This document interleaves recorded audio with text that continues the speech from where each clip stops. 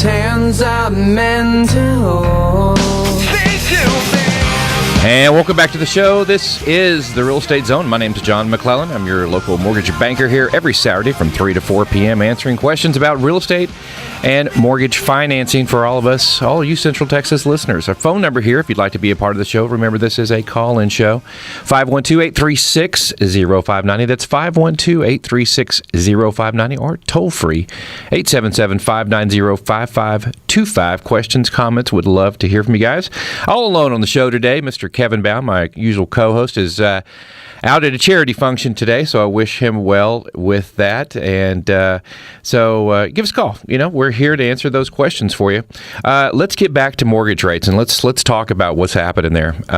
As I mentioned before the break, mortgage rates over the last 3 or 4 weeks have definitely gone up.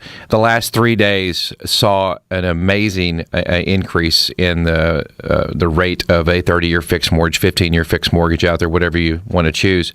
And a lot of questions I'm getting are, why is this happening? Why is it happening so quickly? I think one of the things that we've talked about on the show before is that mortgage rates over the last couple of years, with all the federal, the QE2, QE3, or Infinity, whatever you want to call it, all the pressure has been put on rates to keep them low. I equate it to like a beach ball being held underwater. It's taken a lot of force to hold that beach ball down, to hold those interest rates down.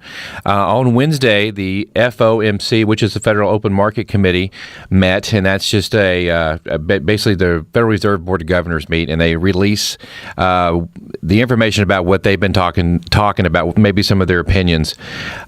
They came out and didn't say when they're going to start the tapering, but they didn't say anything negative about not doing it. They're going to do it sometime here in the near future. They didn't quell any of the people out there that were saying that it's not going to happen for a while. They said, well, it may happen sooner or than later. There was basically a rush for the door when it comes to interest rates. Everybody rushed for the exit. We saw the stock market drop a couple of 100 points. We saw mortgage rates on Wednesday, Thursday, and Friday jump over half a percentage point. We were quoting people in the low fours, sometimes high threes on Monday and Tuesday. By Friday, we were up into the mid fours. One of the things I've talked about in a couple of my blog articles is that there's 3 things to watch out for when we're looking at mortgage rates and what moves them. One has always been Europe, and Europe's been very quiet. The other is any kind of inflationary news out there, and the third was Fed policy, and that seems to be the big mover right now. A lot of people who are thinking about refinancing, it may be too late if your rate is not in the 5s or 6s right now. If you're in the 4s, well, that's where they are right now. What I do think, though, is this may spur some people off the fence to go out and purchase a home before rates do go up any more. So we will keep an eye on mortgage rates here on this show on a weekly basis, but they are definitely on the upside right now. So let's go and talk about some other things. On Thursday evening, the Texas Supreme Court had a ruling on Texas home equity loans. Texas has kind of some quirky laws when it comes to home equity lending here in the state of Texas. You may not know this, but until the late 1990s, that it was actually illegal to borrow money against your primary residence for the purpose of taking cash out or cashing out any of your equity.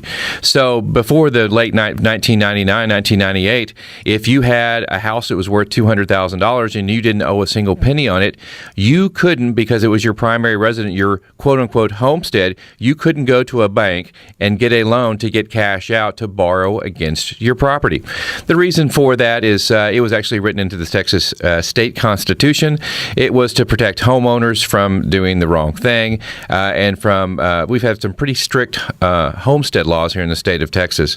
So what happened was, back in 1998, 1999, the public and the legislatures agreed that we need to go ahead and amend that law. So the Texas home equity law was created. It was voted. The Constitution was changed here in the state of Texas, and there was a 3% cap put in to majority of the fees that were on a loan. One of the things that was not capped was any interest, prepaid interest, and a prepaid interest on a mortgage is a discount point. So that discount point was not included in that 3% cap. Well, the Texas Supreme Court on Thursday said, well, wait a minute, we're going to go ahead and start including any discount points on home equity loans, also are going to be included in that 3% cap. So if you were buying your interest rate down on a Texas home equity loan right now, you may want to contact your lender because things have changed just a little bit. Guys, this is a call-in talk show. We do have lines open. The phone number 512-836-0590. That's 836-0590. Or toll-free 877-590-5525. Also, we've been playing around with a little bit of Twitter too for the show, and I try to tweet on our Twitter channel as often as possible about things that are happening here in Central Texas with Central Texas Real Estate. And you can find us at Austin Daily. That's handle is Austin Daily on Twitter. And check us out there and go follow us, and you'll have some good, pertinent information about what's happening here in Central Texas Real Estate. All right. One of the other things we're going to be talking about today, too, is investment properties. That has obviously been a big part of the demand for real estate nationwide over the last about 18 months. We've all heard about how there's hardly any inventory on the ground, that homes are being scooped up at a record pace. Well, one of the reasons is there's so much demand for investors out there also. The investor component is definitely back. They're looking for better rates of return than they can get in the stock market or in bonds or treasuries right now. So a lot of times people will ask me, though, what is the minimum down payment for an investment property? They're thinking 30, 40%. Well, actually, for a single family here in Texas, we can actually do as little as 15% down on an investment property. 15% down on an investment property. That is, there still has to have mortgage insurance if you do 15% down, so sometimes it doesn't make sense on the cash flow aspect of it, but it still is available out there for people. Also, another one of the misconceptions about buying investment properties is that you actually have to be a quote-unquote seasoned investor or investment property owner to be able to use any future income on an investment property you may be buying to help you qualify for that property. And that's not true either. Whenever you're buying an investment property, they're going to look at your income for qualifying. And the caveat is, as long as you own your current primary residence, as long as you own a primary residence, that you don't have to have any seasoning, and you can actually use the income, not only your personal income, but the future projected income on the property that you're about to buy. So definitely helps people when qualifying out there. So don't let anybody tell you that you have to be a seasoned investor. All right, let's go to the phone lines. Let's go to Brian. Hey, Brian, thanks for calling the show. You had a question. Yes, I was just curious as to what you think might be my best option.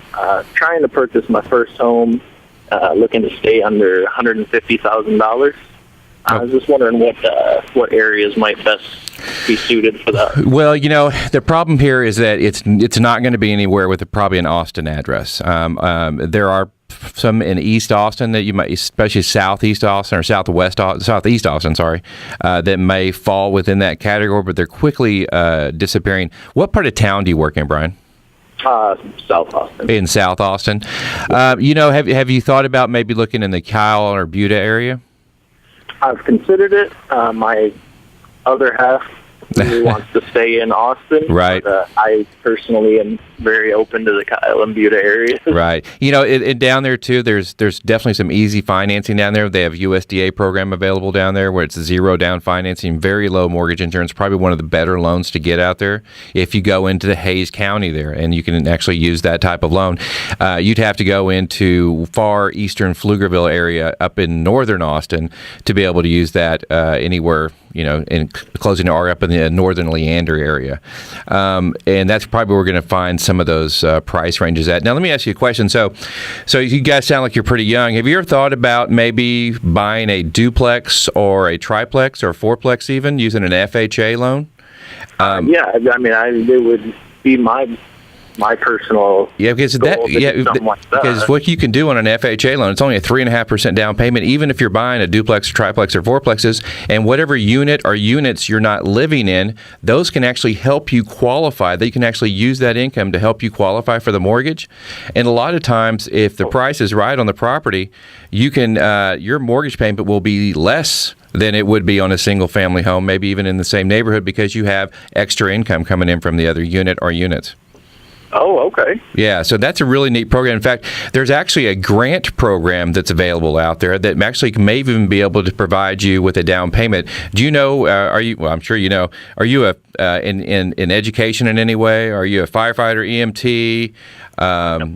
What's that? Okay, well, that's the Home for Heroes program, where if you're an educator and a teacher and you work for the school system, firefighter, EMT, police officer, you can actually get a free grant money for the down payment. But yeah, there's other programs out there though. But yeah, think about that. If you can't find a $150,000 house in Austin, which is really difficult to find, they're being snapped up by the investors. You might want to look at, hey, why don't we buy a multifamily, a duplex, triplex, or fourplex? It'll help us afford something in Austin. And remember this: after you've lived there for a year or so, you can move out and keep that same FHA loan on there and convert the whole thing to an investment property without just, all you got to do is move out. Oh, okay.